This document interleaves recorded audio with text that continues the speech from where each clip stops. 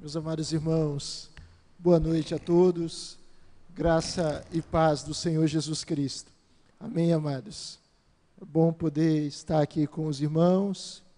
Quero expressar minha gratidão ao pastor Sávio, a sua família, nossa irmã Juliene, seus filhos, que têm nos recebido com tanto carinho, com tanto amor desde ontem. Agradecer aos pastores da igreja, ao conselho, à comunidade de fé que aqui se reúne, por todo o amor a nós dispensado.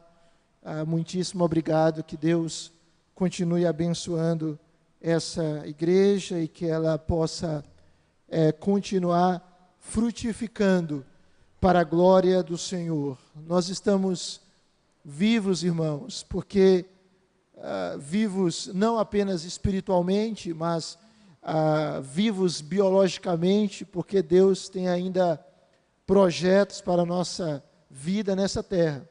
Por isso que a gente não foi chamado ainda para a eternidade, porque o Senhor quer continuar fazendo algo em nós e através de nós. E nós queremos louvar a Deus por essa comunidade, pela sua liderança, e pela maneira como Deus tem abençoado essa igreja, que a mão do Senhor continue sobre ela. Vamos abrir a palavra do Senhor, irmãos, ao livro de Neemias, capítulo 1.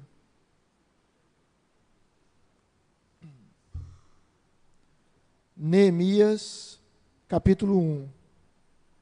Por favor, abra a sua Bíblia, ou ligue a sua Bíblia, dependendo do que você está usando aí. Neemias capítulo 1. Vamos proceder, irmãos, uma leitura alternada nesse texto sagrado.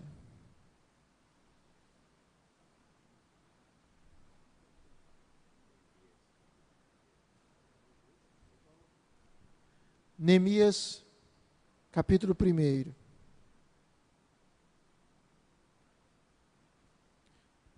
Eu leio os versos ímpares, os irmãos leem os pares. As palavras de Neemias, filho de Acalias, no mês de Quisleu, no ano 20º, estando eu na cidadela de Suzã.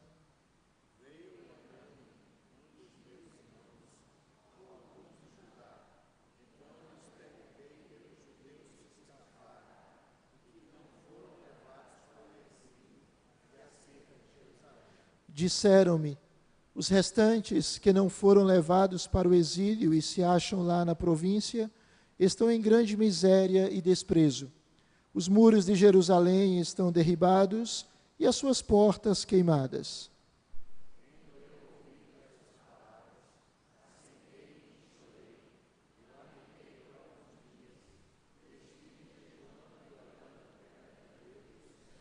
E disse: Senhor Deus dos céus, Deus grande e temível, que guardas a aliança e a misericórdia para com aqueles que te amam e guardam os teus mandamentos.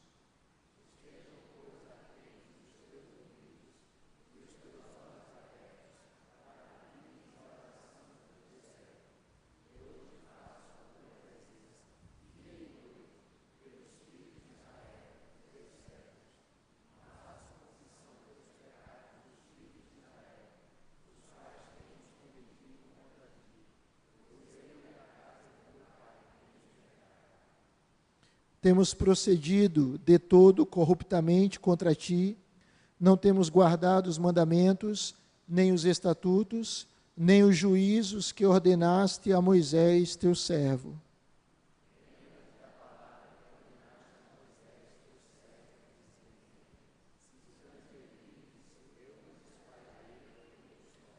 Mas, se vos converterdes a mim e guardardes os meus mandamentos e os cumprirdes, então, ainda que os vossos rejeitados estejam pelas extremidades do céu, de lá os ajuntarei e os trarei para o lugar que tenho escolhido para ali fazer habitar o meu nome.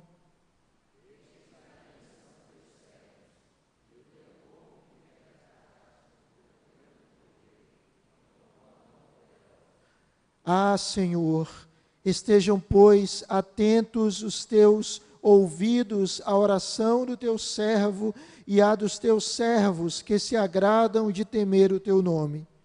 Concede que seja bem-sucedido hoje o teu servo e dá-lhe mercê perante este homem. Nesse tempo eu era copeiro do rei. Vamos orar? Pai, obrigado por essa oportunidade de estarmos aqui. Obrigado pelo sangue de Jesus que nos aproximou do Senhor para sempre. Obrigado pela nova aliança na qual estamos inseridos em Cristo. Obrigado pelo dia do Senhor. Obrigado pela oportunidade de sermos expostos à Tua verdade, estarmos juntos Te cultuando, falando palavras de amor, de gratidão, de reverência, de adoração para o Senhor, como também ouvindo a Tua palavra. Senhor, nos alimente, Senhor, nos nutra.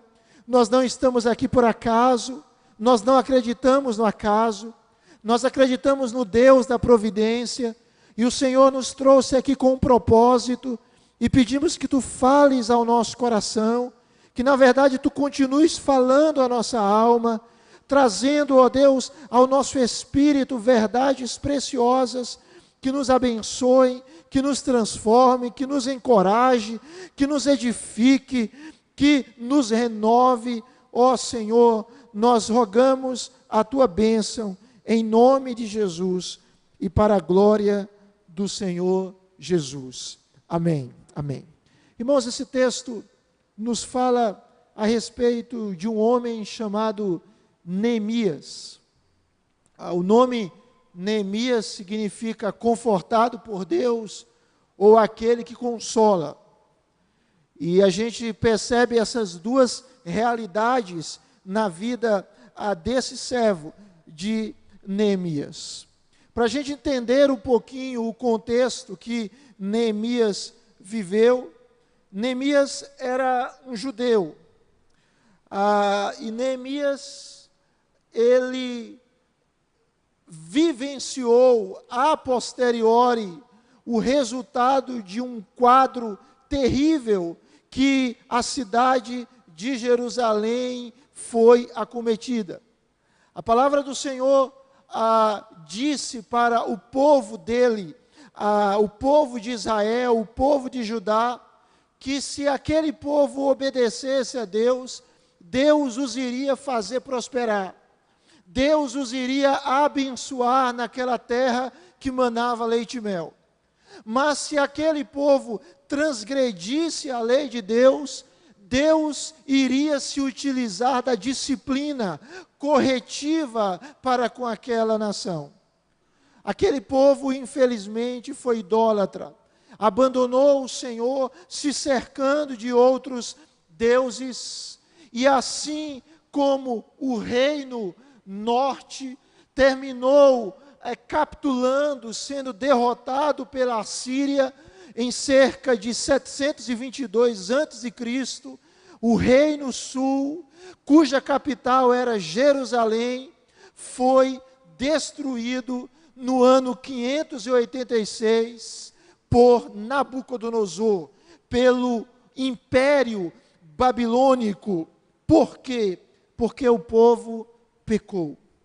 Mas Deus tinha prometido que não iria desistir da nação israelita, e através de homens como Jeremias, Deus disse que iria fazer com que o povo retornasse à sua terra.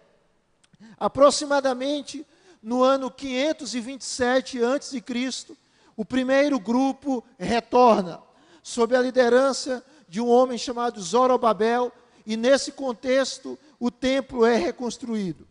No ano posteriormente, em cerca de 458 a.C., vem uma segunda leva, agora liderado por Esdras. Outro grupo de judeus retorna para Jerusalém, e ali a lei do Senhor, pois Esdras era escriba, é ensinada. Aqui o texto que nós lemos, nós já estamos no ano de 445 aproximadamente.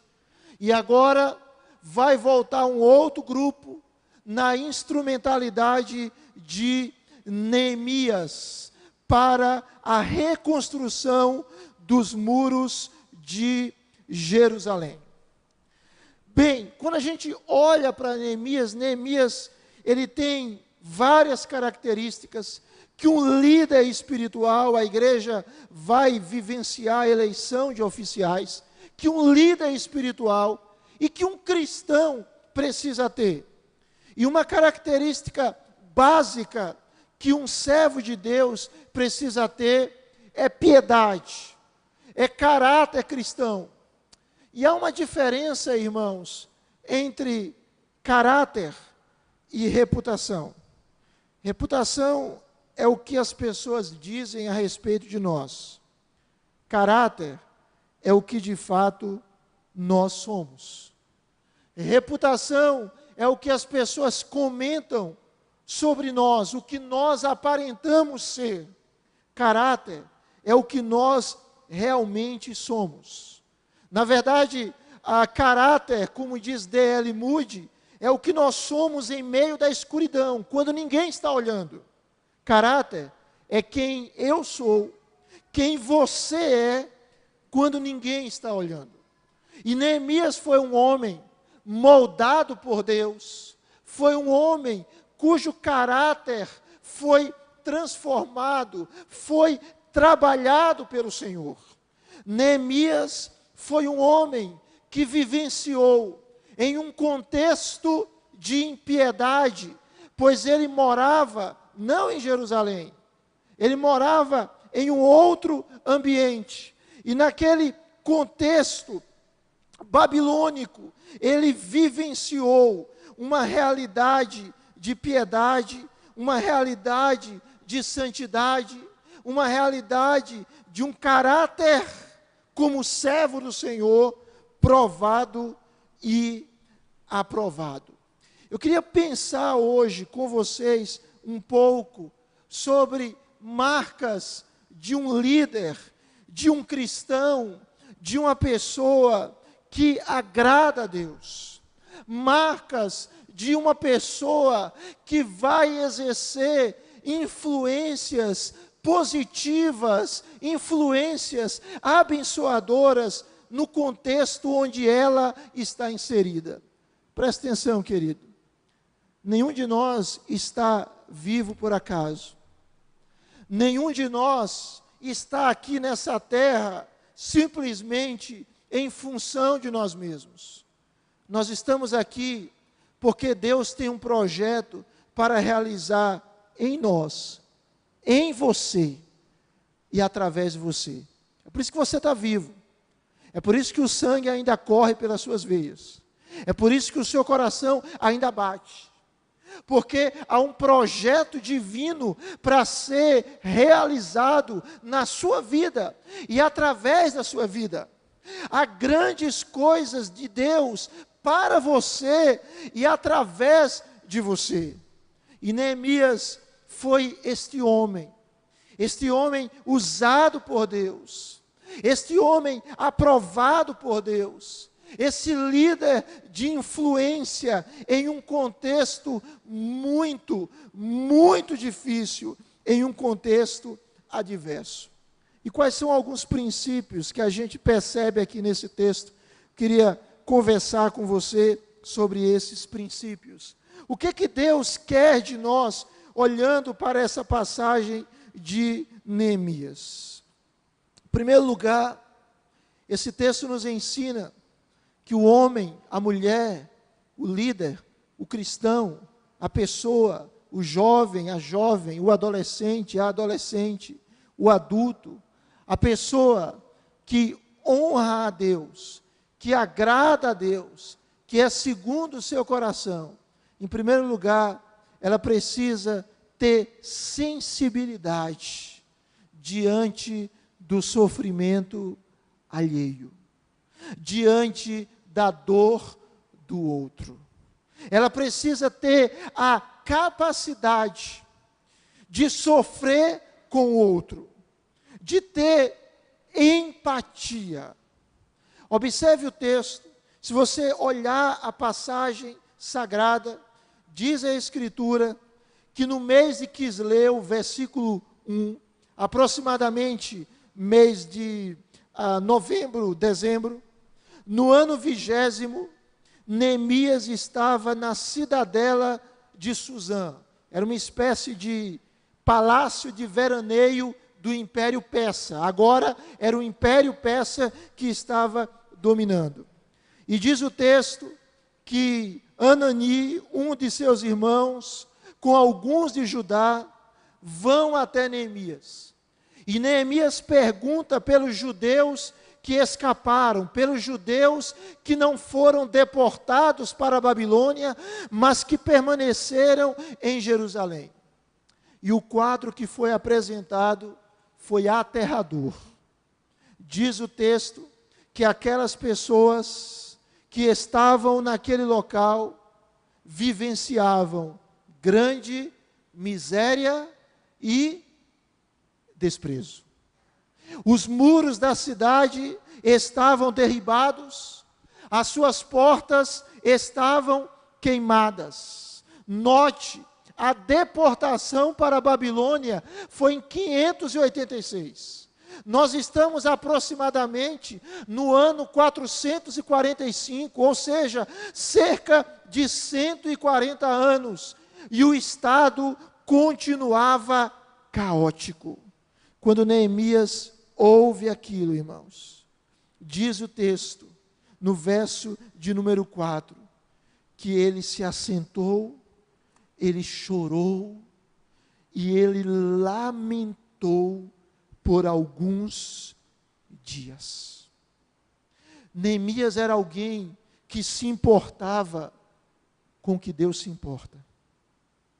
Ele era um judeu que tinha nascido não em Jerusalém, tinha nascido na Babilônia, mas quando ele ouve a respeito do povo de Deus, deprimido, desalentado, derrotado, Neemias leva a sério aquelas notícias, e ele lamenta, e ele chora.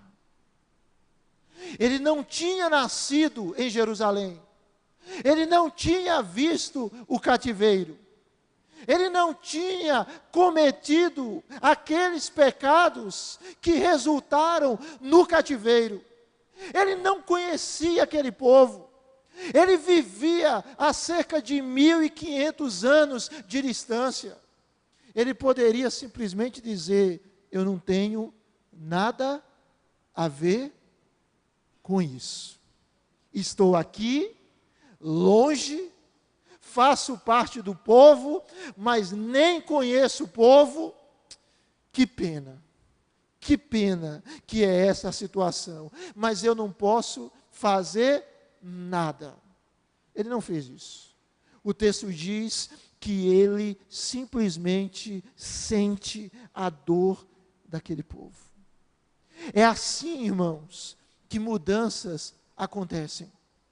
É assim que histórias de famílias, histórias de bairros, histórias de cidades, de nações são mudadas, quando há pessoas que desenvolvem uma das características de Deus, chamada compaixão, misericórdia. Quando há pessoas que amam a ponto de sofrer pela dor da outra, quando há pessoas que colocam o seu coração na miséria do outro, e Neemias fez isso.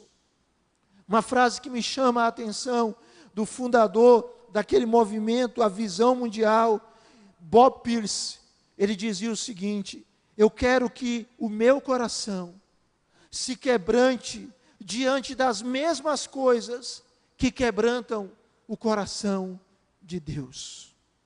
Eu tenho orado esses dias, e eu tenho falado com Deus, e eu tenho dito: Deus, eu tenho me importado com as coisas que o Senhor se importa.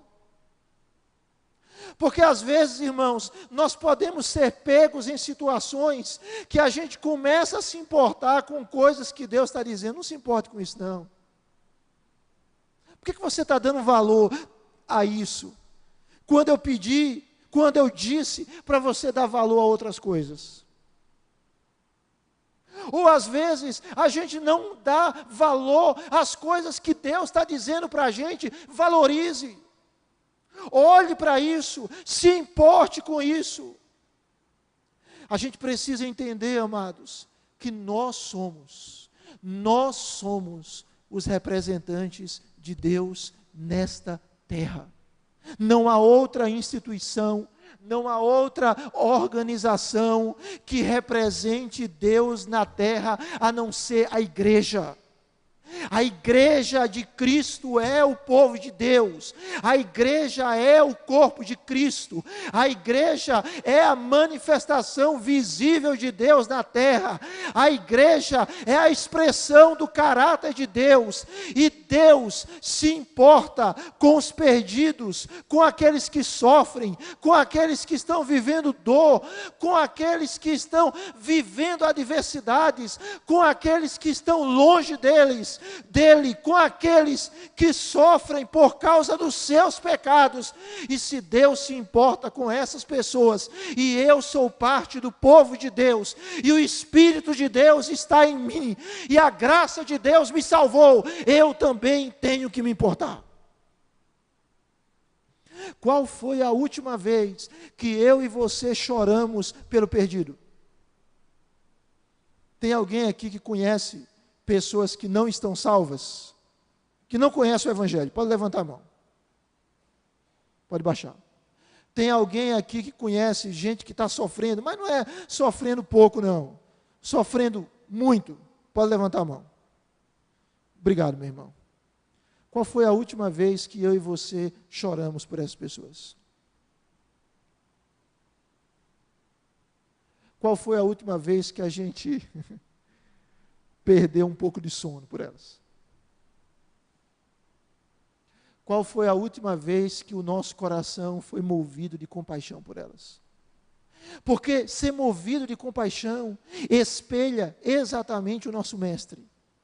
No Evangelho de Mateus, capítulo 9, do verso 35 em diante, diz o texto que Jesus vê as multidões, e ele se compadece delas, porque elas estavam aflitas e exaustas, como ovelhas que não têm pastor. Nós vivemos no Brasil, e eu sei que você não está satisfeito com o Brasil, eu sei disso. Nos últimos anos tem havido, por parte de pessoas que podem, um forte êxodo de gente saindo do país. No dia 5 de agosto eu vou casar dois irmãos lá da igreja, um rapaz e uma moça. Ela é médica, ele é engenheiro. Eles vão casar e vão embora do Brasil. Vão morar no Canadá. Estão embora. E se eu fosse perguntar para algumas pessoas aqui, talvez algumas dissessem, se eu pudesse ir, eu também ia. Não é verdade? Porque o momento é difícil. Eu estava conversando recentemente num encontro lá, Dia dos Namorados, e aí sentou um casal na minha frente, na frente da minha esposa, e esse cara, ele morou nos Estados Unidos 10, 11 anos. Depois voltou, e ele disse, puxa, ser empresário no Brasil é muito difícil. E ele chegou a usar até uma expressão muito forte, na opinião dele, não vale a pena. Nós vivemos num país em que acabamos de vivenciar um processo de impeachment da nossa presidente. O nosso atual presidente está sendo acusado de obstrução de justiça, corrupção passiva, etc. A aprovação dele é 7%, de acordo com dados do Datafolha. Nós vivemos num país em que a massa de miseráveis se multiplica. Nós vivemos num país em que há mais de 14 milhões de desempregados. Nós vivemos em uma nação que é conhecida no mundo. Hoje eu estava conversando com o pastor Sávio na hora do almoço, né? A corrupção brasileira. E agora isso está estampado nas mídias. É um país que é conhecido pelo carnaval, é um país que é conhecido pela idolatria, é um país que é conhecido pela orgia, pela prostituição, pela imoralidade, pelas falsas religiões. É um país conhecido no mundo pela violência. É um país que sofre. Mas nós somos brasileiros, nós nascemos no Brasil, nós estamos aqui. Nós conhecemos pessoas próximas a nós que vivenciam realidades as mais terríveis possíveis. E Deus está dizendo para mim e para você: se importe com essas pessoas. Chore por elas. Chore com elas. E que a sua compaixão lhe leve a fazer algo, porque você faz parte do povo do Senhor. Você faz parte do organismo vivo, que em Cristo é a esperança de mudança para este mundo. O texto nos mostra uma segunda coisa de Neemias. Neemias não apenas tem essa sensibilidade para com o povo, essa capacidade de sentir a dor do povo, mas Neemias também, ele tinha espiritualidade. E uma espiritualidade manifesta pela sua vida de oração. Quando Neemias ouve o relato, diz o texto que ele chora, que ele lamenta, mas o texto continua dizendo que ele jejuou e orou perante o Deus dos céus alguns dias.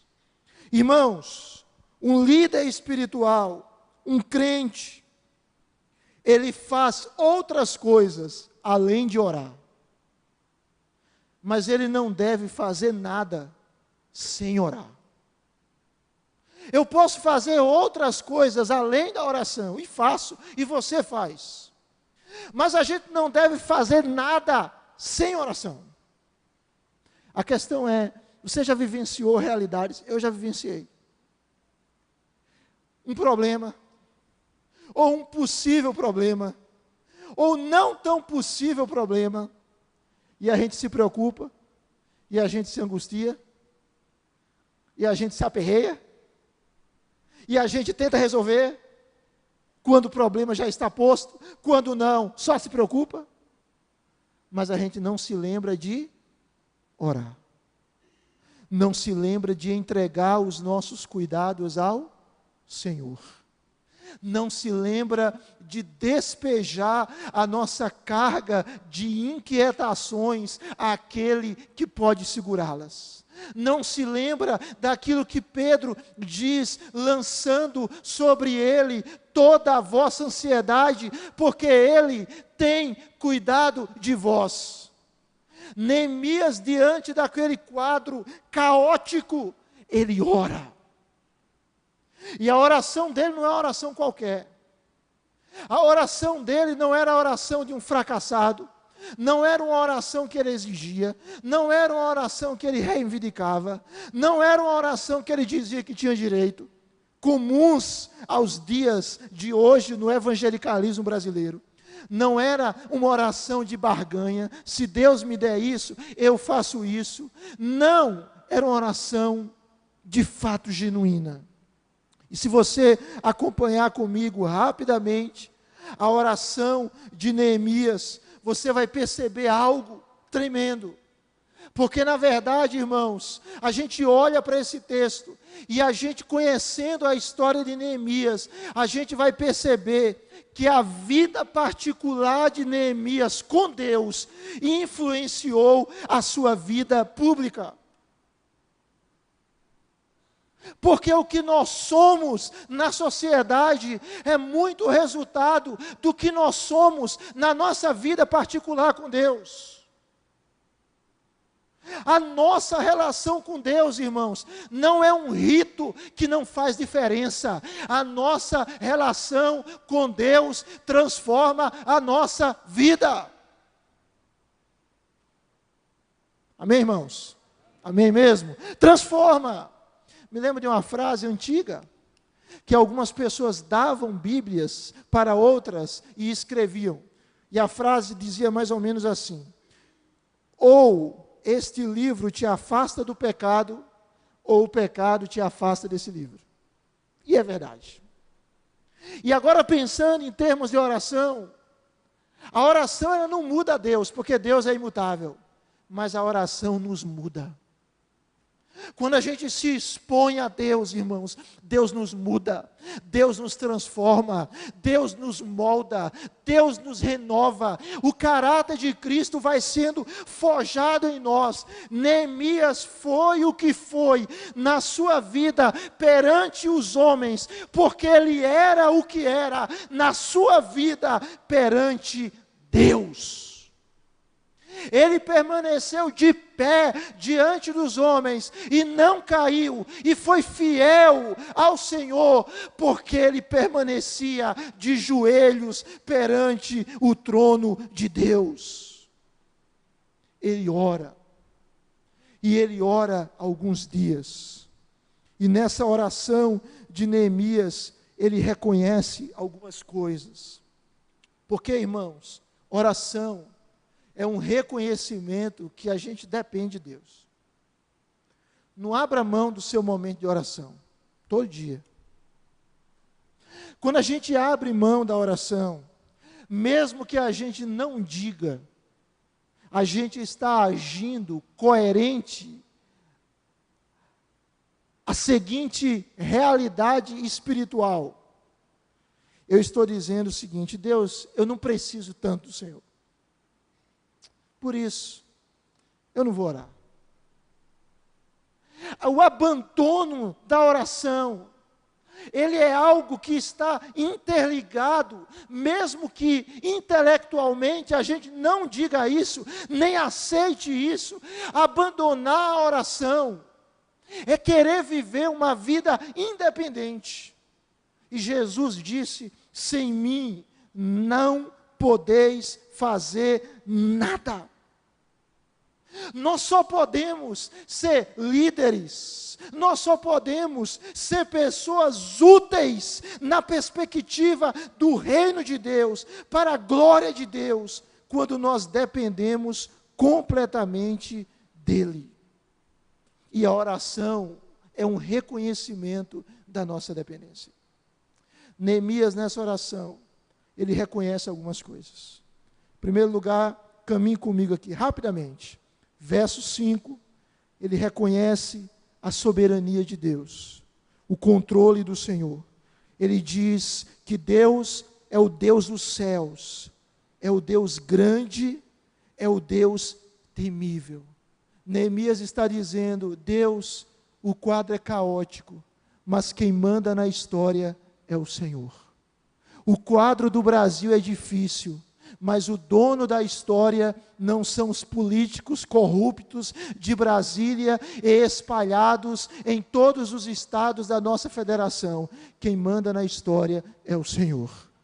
Quem governa o mundo é Deus. Quem vai conduzir a história segundo os seus propósitos é Deus. Quem diz o sim e o amém é Deus. Quem vai levar a história para um futuro glorioso, nos quais o novo céu e a nova terra vão se manifestar. Maranata, ora vem Senhor Jesus, é Deus. É Deus, irmãos. E Neemias está dizendo isso. Ele está dizendo: o Senhor é o Deus dos céus, o Senhor é grande, o Senhor é temível. Ele está dizendo que Deus é soberano. Nessa oração, Neemias também confessa a fidelidade de Deus. Verso 5, ele diz que guardas a aliança e a misericórdia para com aqueles que te amam e guardam os teus mandamentos. Presta atenção, amado. O Deus que você serve é um Deus fiel. Tenha certeza disso. Ele não falha, ele não erra, ele não chega adiantado, ele não chega atrasado, ele chega no momento certo. Ele não nos abandona, ele não nos deixa, ele não se esquece de nós. As suas advertências, ele vai cumprir. As suas ameaças, ele vai cumprir. As suas promessas, ele vai cumprir. Aquilo que ele disse que vai fazer, ele vai fazer, porque ele não é homem para mentir, nem filho do homem para se arrepender. Ele vai cumprir porque ele é verdadeiro. Ele vai cumprir porque ele é poderoso para cumprir. Deus é fiel, irmãos. Se apegue a essa realidade. Deus disse que vai sustentar o seu povo, ele vai sustentar. Deus disse que vai suprir o seu povo, ele vai suprir. Deus disse que salva o seu povo, ele vai salvar. Deus disse que não vai abandonar o seu povo, ele não vai abandonar. Deus disse que é o pastor do seu povo, ele será o pastor do seu povo para todos sempre, porque ele é fiel. O texto nos mostra Neemias orando, e ele também confessa o pecado. Interessante isso, porque ele confessa, irmãos, o pecado dele e do povo. Ele se identifica com o povo a ponto de dizer: nós temos cometido pecados contra ti. Verso de número 6. Nós temos procedido de todo corruptamente contra ti. Não temos guardado os mandamentos. Verso de número 7. É uma oração na qual ele confessa os pecados. Ele reconhece as fraquezas, ele reconhece as fragilidades. Amados, o caminho da restauração espiritual passa por isso. Reconhecer as nossas fraquezas, reconhecer que pecamos. A Bíblia diz que aquele que encobre as suas transgressões não prospera, mas aquele que confessa e deixa, alcançará misericórdia. E Neemias, nessa oração ainda, veja aí o texto, a partir do verso 8, Neemias, ele invoca as promessas de Deus. E ele diz: lembra-te da palavra que ordenaste a Moisés, quando disse que se o povo transgredir, o Senhor vai espalhá-los entre os povos. Mas se houver conversão, se guardar os mandamentos, mesmo que os povos, mesmo que a nação esteja espalhada entre os povos, o Senhor os ajuntará, os trará para o lugar onde o Senhor escolheu, para ali fazer habitar o teu nome. Deus está dizendo, ou melhor, Neemias está falando: Deus, eu creio nas tuas promessas. Deus, eu creio em ti. Deus, eu sei que o Senhor não se esqueceu. Deus, restaura esse povo. Deus, restaura a sorte desse povo. Deus, muda a nação de Israel. E nós temos que pedir: Deus, muda a cidade do Recife. Deus, muda o meu bairro. Deus, muda a minha família. Deus, muda Pernambuco. Deus, muda o Brasil. Deus, varre a nossa nação com um grande avivamento. Porque o fato é, irmãos, a nossa esperança não está em homens. A nossa esperança está no Deus Todo-Poderoso, Criador do céu e da terra. E Neemias faz isso. Ele coloca a sua esperança em Deus, e ele ora de maneira específica, ele ora de maneira clara, de maneira objetiva. Mas para a gente terminar, Neemias apresenta uma terceira marca, que é a disponibilidade de se engajar no projeto de Deus na história, que é a disposição para dizer: Senhor, eu estou aqui, usa a minha vida. Se você observar o texto, Neemias ora, e no final do verso de número 11, ele pede: concede que seja bem-sucedido hoje o teu servo, e dá-lhe mercê perante este homem. Se você notar, no capítulo 2, o capítulo 2 nos mostra Neemias diante do rei Artaxerxes. O mês já é Nisan. No capítulo 1, quando Neemias recebe a notícia, o mês é Quisleu. Novembro, dezembro, mais ou menos. Quando ele vai até o rei, o mês é Nisan. Março, abril, aproximadamente. Neemias passou 4 meses orando. Ele se apresenta diante do rei. Ele está triste. E mostra que está triste, porque o rei percebe. O rei pergunta para ele: por que você está triste? Porque ele nunca estivera triste diante do rei. A pergunta do rei era preocupante. Por que você está triste se não está doente? Por que era preocupante? Porque uma pessoa triste diante do rei poderia significar algumas coisas. Dentre elas, a primeira, poderia significar que ele não estava satisfeito. Como é que você serve o rei e não está satisfeito? Então você vai morrer porque está insatisfeito. Está fazendo o seu serviço com má vontade. A segunda coisa era, ele poderia estar envolvido numa conspiração para matar o rei. Era um traidor. Então você vai morrer porque é um traidor.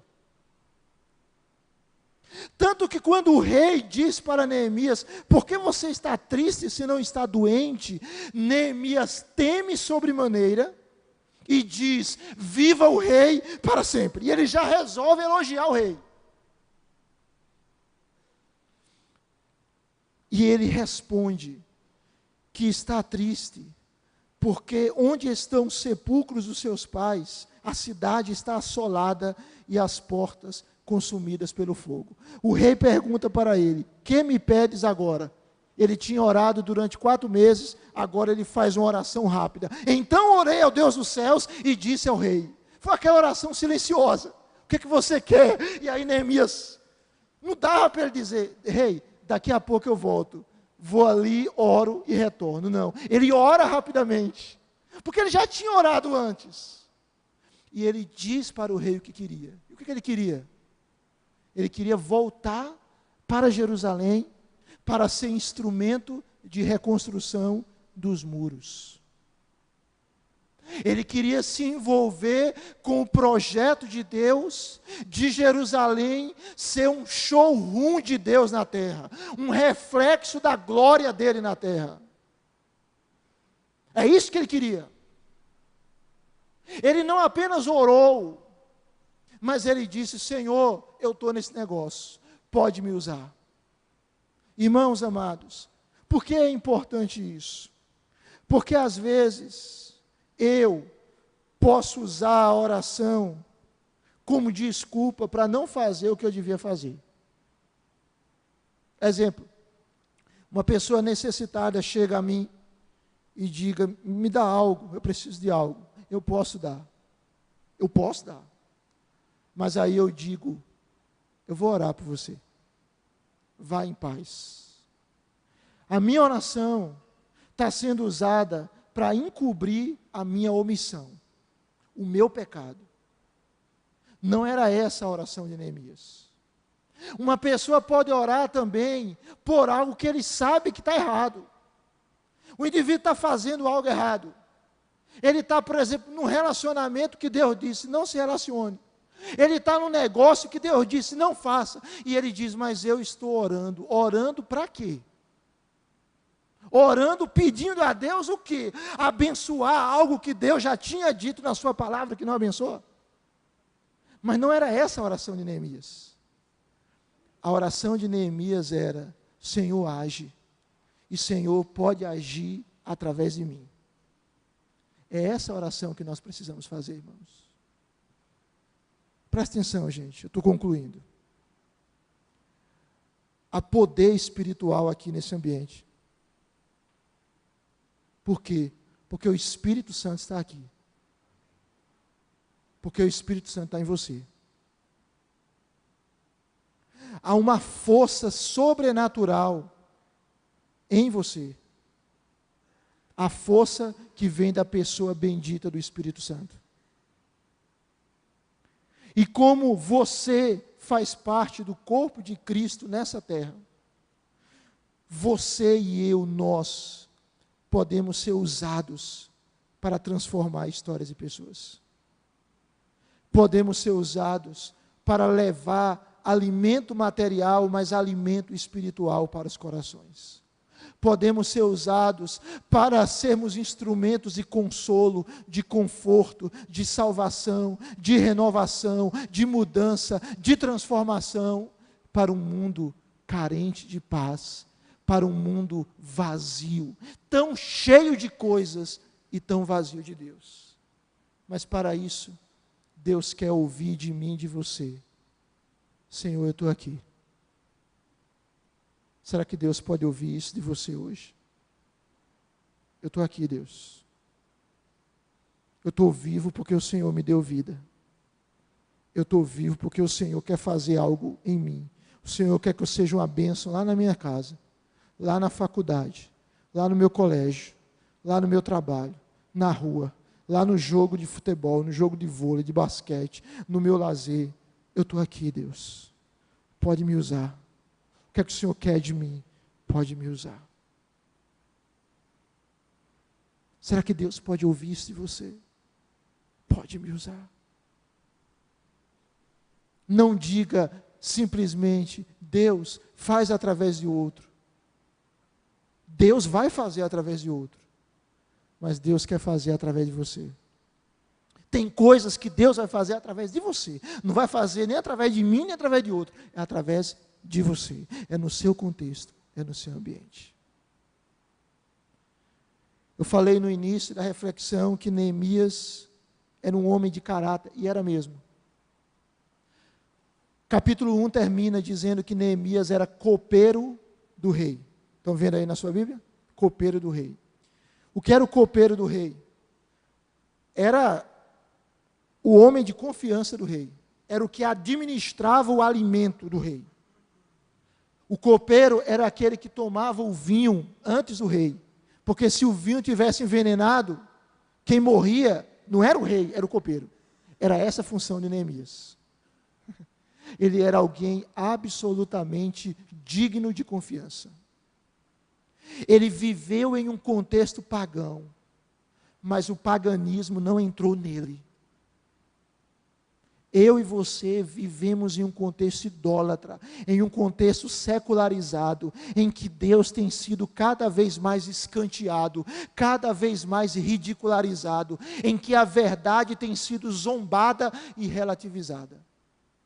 Mas assim como Neemias, pela graça de Deus em Cristo, pelo Evangelho que nos transforma em nova criatura, nós podemos ser diferentes e nós podemos fazer diferença onde nós estamos. Basta nos colocarmos nas mãos do Senhor e dizermos: aqui está a minha vida, eu me rendo cada vez mais a Ti, Senhor, usa-me para a Tua glória. Vamos ficar de pé? Feche os seus olhos, converse um pouquinho com o Senhor, vamos orar. Vamos orar ao Senhor nesse momento. Coloque-se diante de Deus. Você que está aqui, independente da sua história passada, independente daquilo que você sofreu ou daquilo que você sofre, Deus tem um projeto na sua vida. Deus tem um projeto na sua história.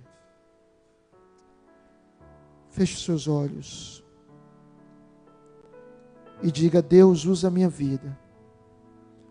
Deus, ajuda-me a ser sensível para as necessidades, para as carências desse mundo. Ajuda-me a chorar com aqueles que sofrem, Deus. Ajuda-me a ter uma vida de oração e uma oração efetiva. Uma oração que me leve a um compromisso, a me engajar na história de Deus nesse mundo. na missio Dei, na missão de Deus, e ser instrumento de mudanças de vidas. Deus, me livra do egoísmo, me livra do egocentrismo, me livra de viver a vida para mim mesmo. Eu não devo viver para mim mesmo, eu devo viver por aquele que morreu e ressuscitou por mim, aquele que deu a sua vida por mim, e aquele que deu a sua vida por mim, ele diz para mim: seja luz, seja sal, faça diferença. Pai, nós te agradecemos pela tua palavra. Oh, palavra bendita é a tua palavra. Oh, palavra abençoada. Oh, palavra gloriosa. Oh, Espírito Santo, venha a dinamizar a nossa vida com o teu poder. Oh, Espírito Santo, seja derramado nesse lugar, nesse ambiente. Oh, Espírito da verdade, enche esse lugar com a tua glória. Oh, Espírito Santo, traz um avivamento que vem do Senhor sobre o nosso coração. Oh, Senhor, incendeia a nossa alma. Oh, Senhor, nos tira mais e mais do comodismo, da letargia, da omissão, da apatia. Oh, Deus, continua mudando a nossa vida e continua mudando outras vidas através de nós. Oh, Espírito, nós clamamos. Oh, Espírito, nós te invocamos. Oh, Trindade bendita, age na nossa vida. Continue agindo nesta igreja. Continue agindo nesta comunidade. Continua agindo neste povo que se chama pelo teu nome, na vida desta criança, na vida desse adolescente, desse jovem, desse adulto, na vida de cada um, Deus. Derrama poder do alto sobre nós, Deus. Assim como o Senhor deu poder a Neemias para ser instrumento para a restauração de uma nação. Esse era o projeto de Deus para Neemias. O Senhor tem projetos específicos para nós, e pela graça de Cristo, pelo Evangelho, em Cristo, unidos a Cristo na sua morte e na sua ressurreição, dá-nos poder para onde nós estivermos, Deus, nós fazemos diferença. Que essa comunidade tenha líderes cada vez mais piedosos, tenha membros cada vez mais piedosos. E como disse William Carey, ó Senhor, que nós possamos fazer grandes coisas para o Senhor, e que nós possamos esperar grandes coisas do Senhor. Nós oramos em nome de Jesus. Amém, Senhor.